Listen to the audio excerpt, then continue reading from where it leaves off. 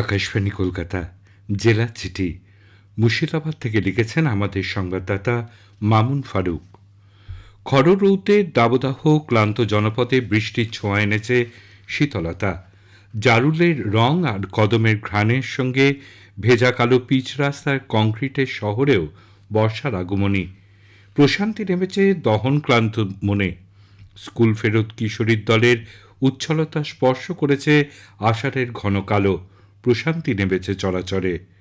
বর্ষা এক পক্ষের কাব্যের হলেও অন্য প্রান্তে উদ্বেগ ও আতঙ্কের। বৃষ্টির জলের ঢল প্রকৃতির নিয়মে বহতা করেছে জেলার নদ নদীকেও। একই সঙ্গে নদীপাড়ের বসতিগুলিতে বাড়ছে ভাঙনের আতঙ্ক।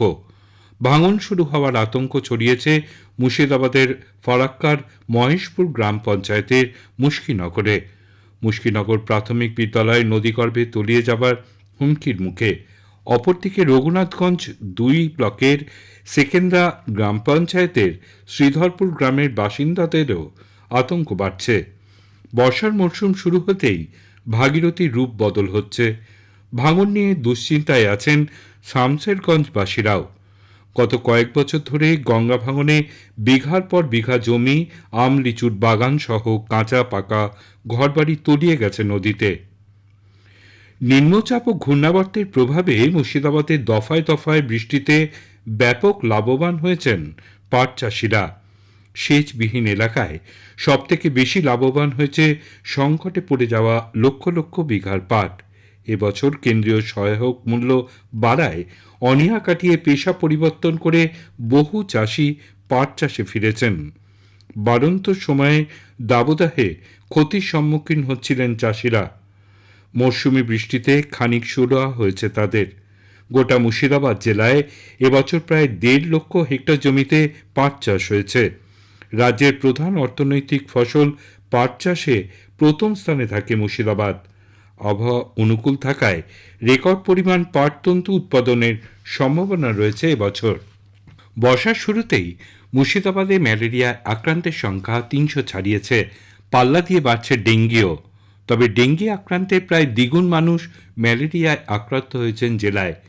এবছর জানুয়ারি থেকে জুন মাসের প্রথম সপ্তাহ পর্যন্ত মুর্শিদাবাদের বিভিন্ন এলাকায় ১৫৪ জন ডেঙ্গিতে আক্রান্ত হয়েছেন।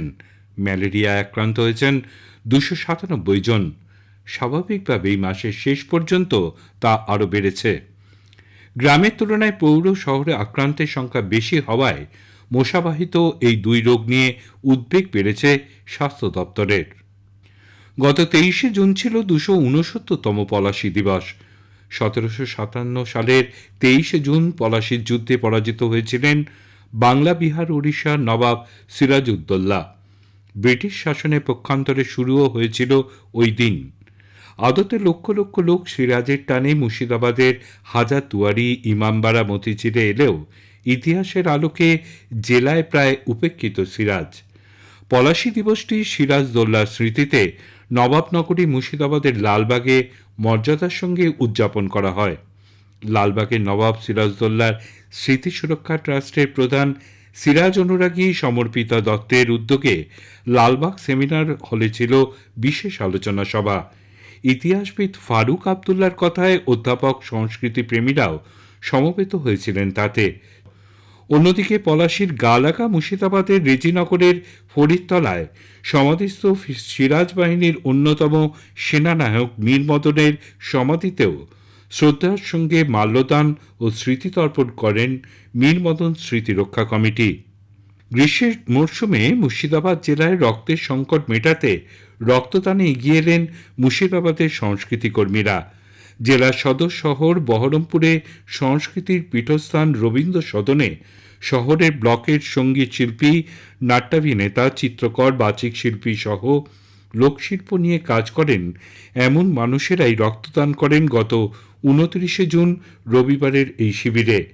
রক্তদানে অনীহা তৈরি হওয়া যুব সমাজের কাছেও যা হয়ে উঠেছে উদাহরণ বলে জানিয়েছেন জেলার প্রবীণ সাংবাদিক প্রদীপ দে। জেলার চিঠি শেষ হল।